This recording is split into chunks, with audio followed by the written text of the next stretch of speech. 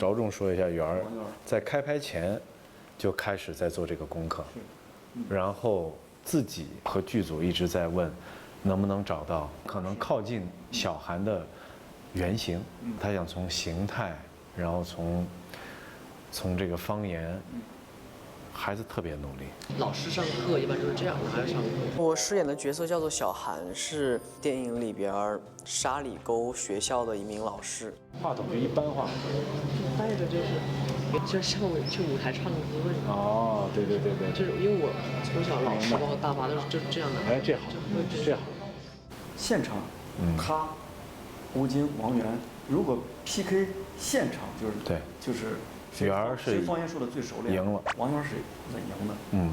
大家安静一下，手抓黄图我不放，紧紧贴在心窝窝上。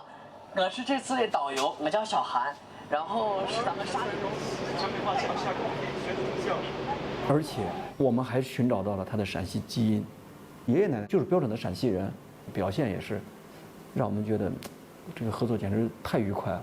印象最深刻的，其实在学校拍的时候，最后把秘密揭开的时候那段戏，那段戏有一个拥抱，但那个拥抱里边就包含了太多的感情在里面。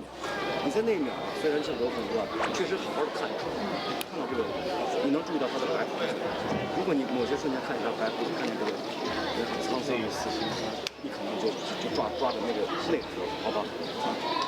再来一个。谢谢你。